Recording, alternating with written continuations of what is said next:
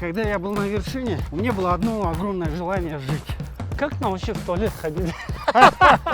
Не, ну я никогда не отказывался от драк. Я готов ответить про Афганистан. Альпинизм не для моих детей. Пусть в этом спорте остаюсь я.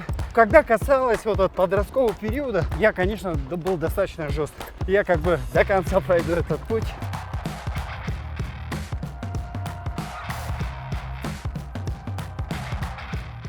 Эдуард Бате, приветствую. Приветствую. Вот такое вот неожиданное интервью решили у вас взять прямо во время соревнований. Ну супер. Я знаю то, что вы вообще офигенный бегун. Вы сейчас тренируетесь? Да, я 2 месяца назад начал беговые тренировки. Вот. Ага. Вроде сейчас уже в кондиции, так что в порядке. Тогда вы меня простите за мой темп сразу. А то я, знаете, сейчас как помчитесь, вы марафон же бежали на время? Да. Какой у вас лучший личник? Мой личник 2:57. Ёлки-палки, я еле из 4 выходил. Ладно, что ж, продышимся. Те, кто не знает, Эдуард Бате покорил совершенно недавно Эверест. Я решил снимать. Я на Эверест. Дизать чего-нибудь из жизни. Будет и победа. Конечно, хочется спросить о подготовке ко всей этой истории. Это же не так с бухты-барахты. Взял там, оплатил. Кстати, сколько стоит вообще участие? Участие в экспедиции стоит в районе $60 000. Ага. А, Подготовка? ну, к Эвересту я готовился почти 7 лет. Классно. Вы сколько тренировались вообще в неделю часов? Ну, в самый пик доходило до 25 часов. А в среднем это было где-то 16-18 часов в неделю. С ума сойти. Вот такая подготовка позволила вам стать насколько сильным в вашей группе? Вы же не один делали восхождение. Ну, это будет немного нескромно, Ну, надо говорить как есть, Бате. Но из 15 альпинистов я, наверное, был самым физически подготовленным, потому что практически на штурме Эвереста я возглавлял экспедицию и шел первым. Круто. Это Но- доверяет самому такому. Да, практически доверяю всю экспедицию. А сколько вообще вот занимает время с момента, как вы улетели в Бишкек, до момента, как вы почтились на пике? Неделя, Ну, две? это месяц и порядка 20 дней. Ого. Это необходимо для акклиматизации или нужно было Да. дождаться погоды? Очень важный момент – это акклиматизация. Потому что если организм постепенно не привыкнет сперва к 7 тысяч, потом к 8, оно не способно будет быть готовым к восхождению почти на 9 тысяч метров. Ага. То есть вы там то вверх, то вниз, да? Да, получается, мы 2 раза поднимаемся практически до 8 тысяч метров и 2 раза спускаемся на 5400. Вот когда то- на 8000, вот этого желания нет, ой, блин, тут рукой подать осталось. Всегда, и нет, конечно, всегда есть желание, особенно когда второй акклиматизационный выход, Ага, и ты видишь, что Эверест рядом, ага, что до нее до 1000 метров или больше километра, ага. и всегда есть желание, почему мы должны вернуться, а не сразу сделать восхождение. А как там с точки зрения инфраструктуры все устроено? Вот эти вот лагеря. Я вообще не представляю, как можно там больше месяца жить в этих палаточных городках. Ну, Расскажите о них, что там вообще творится. вообще Как на там Эвересте 4 лагеря. Ага. Самый основной это базовый лагерь, который стоит на 5400 метров. То есть на 5000 нужно подняться и... Да, 5400 это базовый лагерь, это практически место, ты где живешь практически все эти месяцы, 20 дней. Я выше Рацика-то особо не поднимался. А у вас там базовый Да, 5000. 5400, да, действительно базовый лагерь. Кстати, в этом лагере созданы неплохие условия. Серьезно? Да, одноместные палатки, отдельная кухня, столовая, Ничего себе. неплохое питание. Даже есть бар. А есть там баня, Байки? Нет, бани как таковой нет. Но Ага. есть палатка в базовом лагере, где можно зайти и помыться, в принципе. Душ прям, теплая вода? Да, есть. А каким Но- образом? Ну, яки затаскивают туда, газовые баллоны. А, Газовые баллоны нагревают воду. Тоже не рекомендуется часто мыться, потому что... серьезно? Да. То есть В вы там вот горах. в этом всем Не, в горах, как у такой монголов. Джаном, да? В горах, как у монголов, нельзя смывать свою грязь и свой жир. Серьезно? Потому что Батя, сколько раз вы в душ приняли, признавайте? Я теперь должен задать этот вопрос. ну, за Месяц? месяц 20 дней я, по-моему, 3 или 4 раза принял душ. Офигеть, Байке. Вот вы как раз залезали в мае, в разгар эпидемии. Не зацепило ничего? Как там было вообще? Тяжело переносили дельту Ага, и ковид. Я об этом не знал, но после восхождения ага, нам надо сдавать обязательные тесты ага, и в базовом лагере, и в Катманду. ага. И получилось, что мои тесты показали, что я переболел ковидом. Когда? Да, Во время восхождения? За 3 дня до восхождения я находился на пике своего заболевания. Да, ну на. Когда я спустился уже в Катманду и сдавал тест, дельта уже была в угасающей форме. У вас. Да. Ты знаешь, если бы я знал бы о том, что я болею ковидом до экспедиции или во время, Мне мне, кажется, наверное, трудно. было бы сложно справиться. Но, Конечно, эмоционально. да. Но когда это выяснилось после, Тут я уже- принял это как просто факт. Офигеть. Ну давайте поговорим о жизни, да, в горах. Ну, туда идут люди в таком расцвете силы, я думаю, все-таки, да? И как там вот 50 дней без, скажем, ну, близости, да? Что там с либидо происходит вообще? Я должен быть честным, потому что в горах либидо просто на высочайшем уровне, Это как у животных, да, Да, перед есть смертью? огромное желание. Это не только нас касается мужчин, это касается и Всех. да, всех, и у девчонок. У альпинистов есть очень сильные пары, муж и жена, которые вот нашли друг друга в горах, и они Вместе. неразлучны всю жизнь. Потому что горы соединяют так, что отсоединиться невозможно. А как это все происходит? Ну там же палатки, эти мешочки. Физически же это практически невозможно. Нет, для любви нету Преград. преград или границ. И хорошо, что это и есть, потому что Короче, вот там рядом со смертью жизнь бушует, да? бушует, и он имеет самые лучшие краски. Есть какая-то вот такая гамма эмоций, которую вы только там испытываете на горе? Ну, ты знаешь, много эмоций, которые ты испытываешь на горе, и где невозможно испытывать. Ну, например, чувство достижения цели, радость от какой-то, от победы, Ага. желание жить. Просто настолько мощное, что ты нигде, ни при каких обстоятельствах эти ощущения не увидишь. Ну, смотрите, там ярко, сильно чувство победы. Нет такого опустошения. После того, как вы поставили огромную цель, достигли ее. Нет вот этого. Ты знаешь, когда я был на вершине, у меня было одно огромное желание жить. Ага. Но в базовом лагере, когда я уже спустился, и я понимал, что меня уже поздравляли с горой, и мы Ага. получали там первые положительные эмоции от восхождения. Ага. Вот именно тогда я получил огромное просто опустошение, такое Да вы что?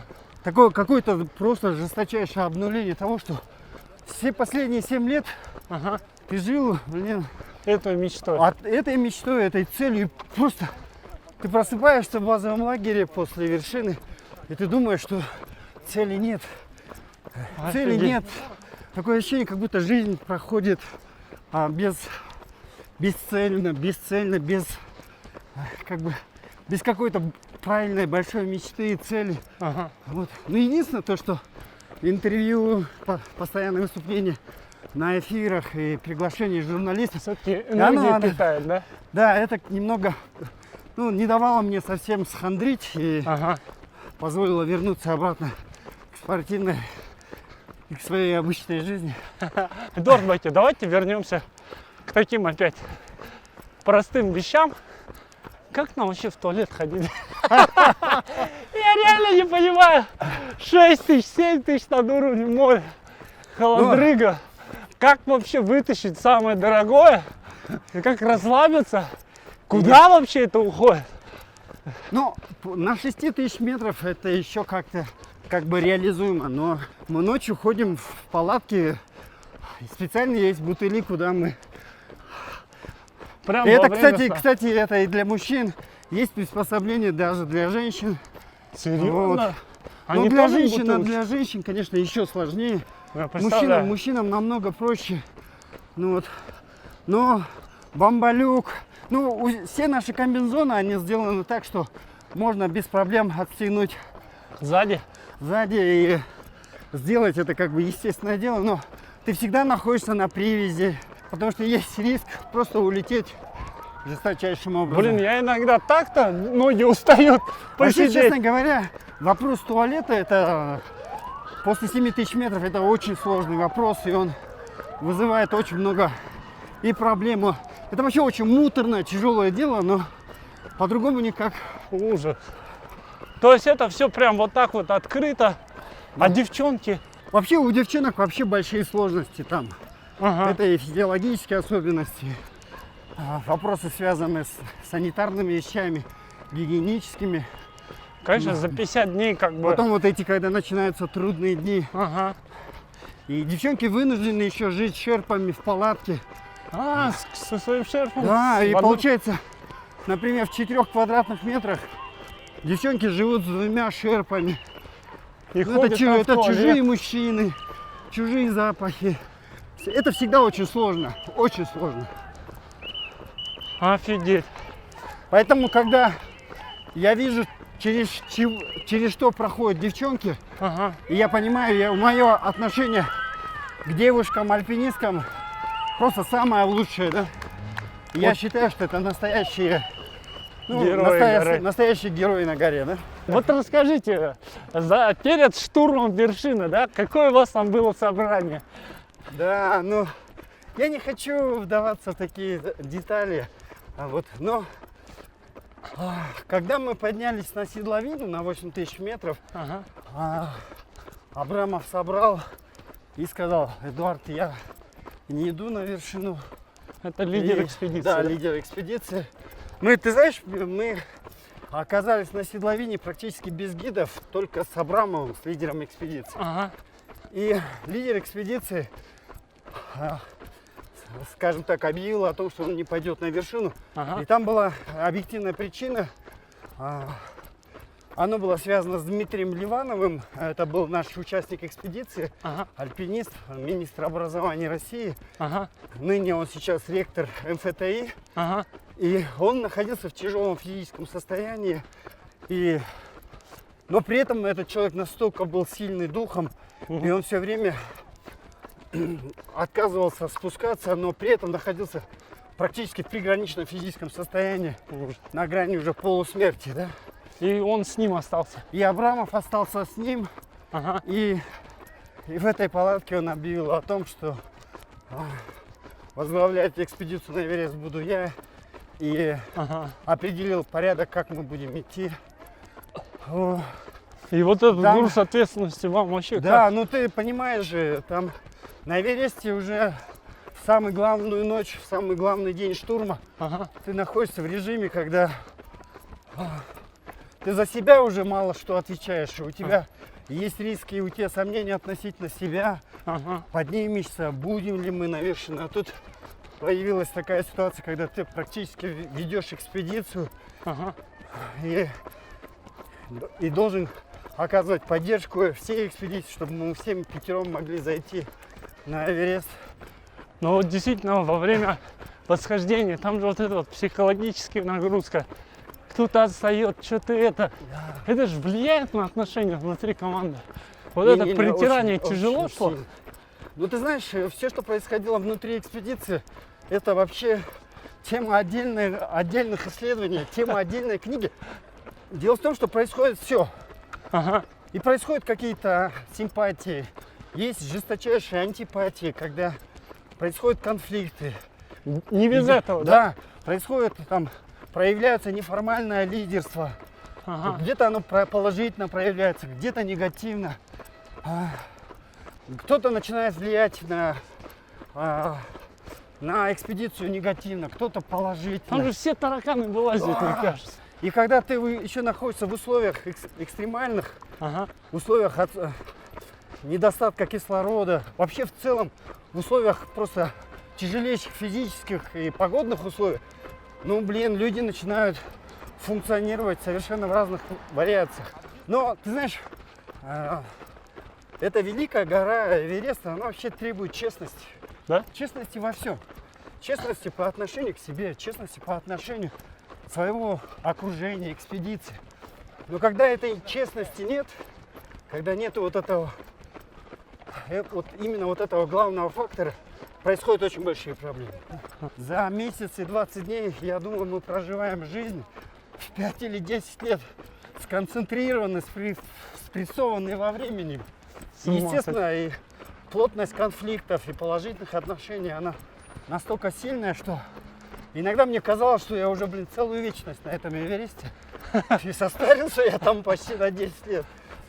Да, были такие фотографии, конечно, когда мы уже боялись за вас. Эдуард Байкер, ну давайте чуть отвлечемся от горы.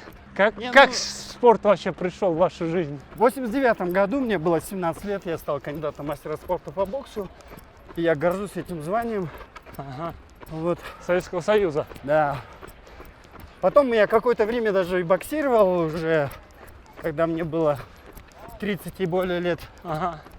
Но потом жизнь привела меня к альпинизму и к триатлону. И я считаю сейчас для себя, что триатлон и в комбинации с альпинизмом это сейчас для меня самые важные, ну, как бы главные виды спорта. И я продолжаю. Круто. И бокс, и триатлон, и, конечно же, альпинизм. Они требуют характера. Вот ваш характер. Расскажите, как он в детстве закалялся? Вот эта вот история, когда вы ездили в село. Что там происходило? Во-первых, я вообще сельский мальчик и вырос в Кутурге, в Тюбском районе. Это было огромное интернациональное 5000-е село. Ага. И, естественно, мы в молодости, когда становились уже юношами и мужчинами, у нас происходило вот это Рассказывайте, как есть. жестокое развитие. Но я вырос в очень таком неоднозначном селе в плане мужского воспитания, да. Ага. Ну, бывало так, что... я никогда не отказывался от драк. Ага. Я был, Вот как это я был называется. плохим сыном своей мамы, потому что ни одного дня не приходил домой без фингала. Не, было в школе один раз вообще был случай, когда меня практически, 2 недели я каждый день дрался с одним человеком. Ничего себе. Потому что он был на 2 класса старше меня. И вот я говорил, когда драка начиналась, я всегда говорил, деремся до сдачи. Не до крови, а до сдачи. Нормально, нормально, тренер. Вот так вот. И что происходит? И я, конечно, первые 6 раз получал по морде со страшным. Каждый день после школы шли мы в школьный сад, и начиналась драка. И вы И сразу я не сдавался, получали. и я не сдавался. Меня вырубали, я не сдавался, говорил, встречаемся завтра. И я не знаю, это был 10 или 12 раз. Он просто сбежал со школы. Серьезно? Он перестал приходить в школу. И он потом, после этого, он меня просто оббегал. И, кстати, он потом переехал в другую школу. И вот такой формат через драку без сдачи проходила моя детская жизнь и юношество. Но я благодарен, потому что то, что я видел в селе, то, что я видел в своем подростковом возрасте, многие, наверное, не видели в своей жизни. Поэтому мне было и легко потом и в военном училище, когда я уже стал взрослым, и когда у меня появились спортивные разряды и звания. Поэтому детство сыграло очень сильную, колоссальную роль в этом плане. Молодец, Эдуард Байкер. Вот мы пробегаем ночной клуб. Было в вашей жизни это? Моя молодость прошла в 90-е годы, и у меня было все. И это тоже. И ночные клубы, и и драки, и разборки. Все было в жизни. Я прожил жизнь 90-х достойно, никому не проигрывая, не получая, но не проигрывая. Все было в жизни. Классно. И было в жизни и то, что даже и сейчас стыдно за это. Бурная жизнь была. В 90-х годах иначе не жилось, по-другому нет. Но была другая культура. Вот сейчас, Да, согласитесь, меняется. Не, мы Вот смотрите, сейчас, сколько людей бежит. мы сейчас вообще общество сделало огромную трансформацию в том плане, что мы приходим к здоровому образу жизни, Ага. к спорту, вообще к вещам, которые в 90-х годах невозможно было найти. Поэтому я рад, то, что... Тренд такой хороший. Да, абсолютно. Как можно задать вам вопрос про вашу службу в Афганистане? Я готов ответить про Афганистан, потому что уже что это больше 20 сейчас- лет я уже не являюсь частью этой системы, поэтому я могу ответить на доступные вопросы. Я закончил академию внешней разведки в 98 году практически и специализировался по Афганистану. И я очень внимательно изучал и культуру, и историю, и язык Ага. этой страны. И, То есть вы и говорить могли? да, и получается, для меня Афганистан практически потом, в последующем, после выпуска, 7-8 лет, имел как бы являлся главным предметом моей работы. Ага. И Вы там работали в самом Афгане? я в Афгане прослужил почти 3,5 года. Именно если Это какие скомбинировать, годы? это с 2000 по 2004 год. О, ну это вот самое-самое. Да, это период 2000. Это Ничего период талибов, Ага, первого прихождения к власти талибов. ага. Америка же как раз в эти годы, да? Да, в Зашла. 2001 году она 2000. зашла. Но даже тогда было понятно, что никакая власть не может долго удержаться как бы на позициях и при помощи чужой страны. Мгм. Поэтому это мне всегда казалось, и всегда я представлял, что вся ситуация с Афганистаном, она имеет временный характер. Народ, конечно, очень трудолюбивый, предприимчивый, но у Афганистана огромные проблемы с экономикой. Ага. Ну и получается, сейчас 40-миллионная страна, и я боюсь, что в этом году у них бюджет будет меньше 10 миллиардов долларов. Ничего себе. На эти деньги невозможно прокормить огромную страну, точно. которая хочет есть, которая хочет жить и развиваться. Поэтому у талибов большие проблемы в целом для того, чтобы сохранение экономики. Афганистан находится на пороге новых проблем. Экономических, политических. Потому что внутри движения Талибан есть огромные противоречия. Мгм. Там есть 3 группировки, которые просто антагонистичны по отношению друг к другу. И при этом они совместно шли к этой Да. революции. Поэтому там очень много вопросов есть вообще в целом эффективности самого движения, целостности самого движения.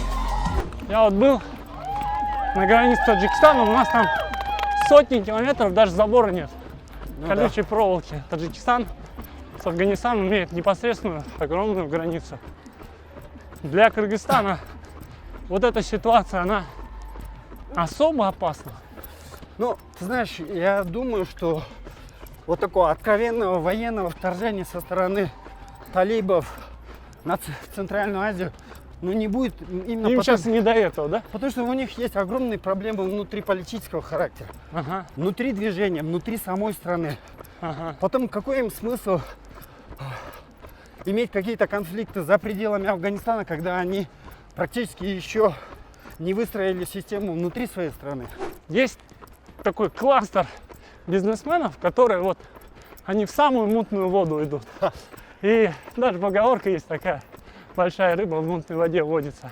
Да. Вот вы бы стали сейчас вот именно в этот момент как-то вкладываться туда? Я думаю, что такой большой чистый бизнес в Афганистан очень сложно прийти. Сейчас там нет условий для инвестиций. Китай — это сейчас единственная страна, которая очень комфортно и благополучно чувствует себя внутри Афганистана. Ага. Потом надо понимать, что Афганистан очень богат медными ресурсами. Ага. Это, например, месторождение Айнах. Это крупнейшее месторождение, медное месторождение практически в Евразии. Ничего И себе. я уверен, что Айнах в последующем будет уже иметь китайского инвестора.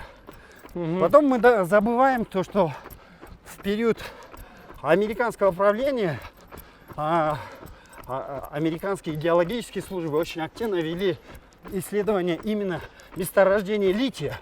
Ничего себе.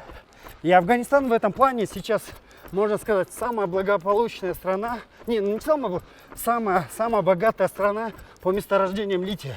Ага. А литий это основной компонент для батареи, для электронной промышленности, для электромобилей, для космической промышленности. Грубо говоря, нефть 21 века. Да, абсолютно. Это месторождение имеет огромное сейчас значение. И я уверен, что в ближайшие несколько лет все крупнейшие месторождения лития будут под контролем Китая.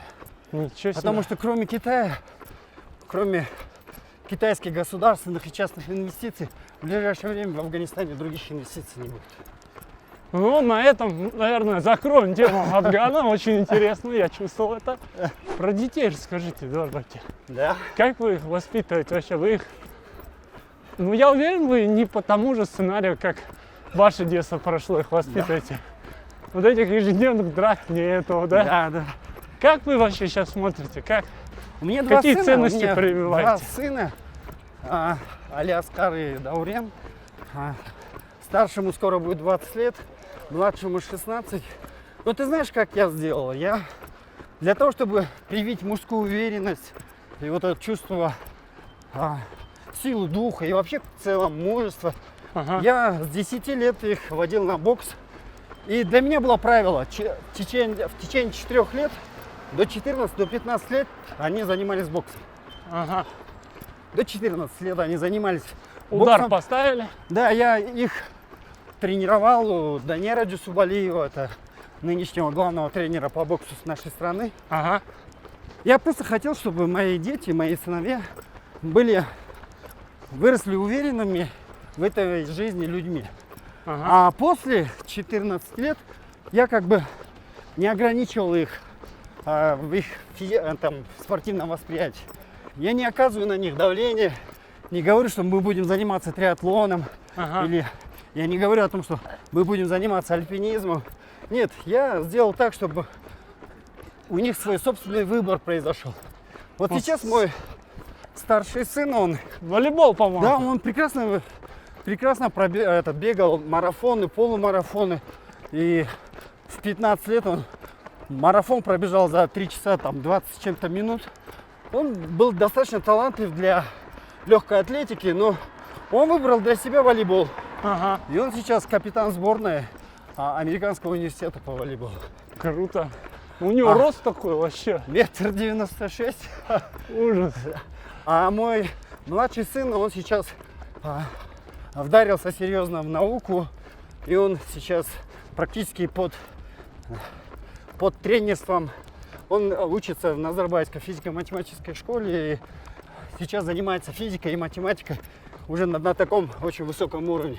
Участие в международных олимпиадах. Ага. И сейчас его ведут очень несколько крупных технологических институтов зарубежных. Ага. Ему 16 лет, и все его время сейчас уходит на тренировки, связанные с развитием его навыков по физике и по математике.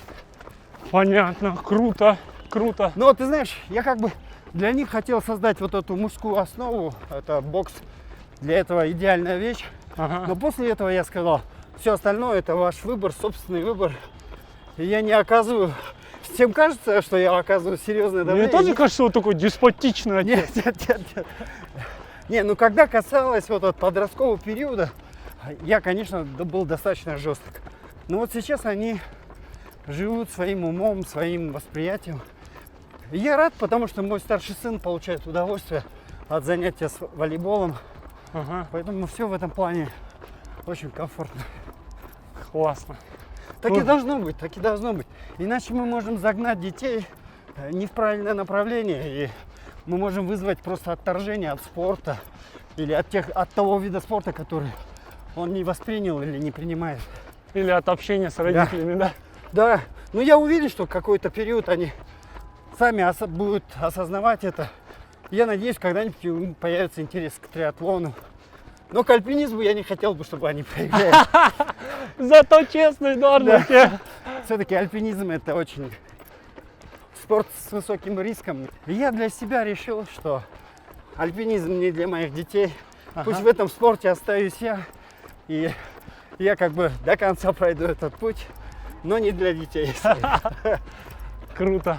Ну что, Эдуард, было очень классно Да. с вами побегать, пообщаться. Я Ну, прям... Ну, честно, Получил ты знаешь, много. мне было настолько приятно тоже. Я уже, мне кажется, сотни интервью давал про Эверест и все, что касалось моего восхождения. Но это было одно из немногих интервью, которое давалось легко и комфортно. Спасибо, Тебе Эдуард. успехов. Вам тоже. Извините, что испортил ваш результат сегодня. Не, ну мы зато комфортно в тренировочном режиме пробежались. Спасибо, Эдуард. Давайте, удачи. Да, спасибо Бегите огромное. на финиш. Ну что, вот мы пообщались с легендой. Что хочу сказать. Подписывайтесь на мой YouTube канал, нажимайте на колокольчик, ставьте лайки и оставляйте умопомрачительные комментарии. Уху!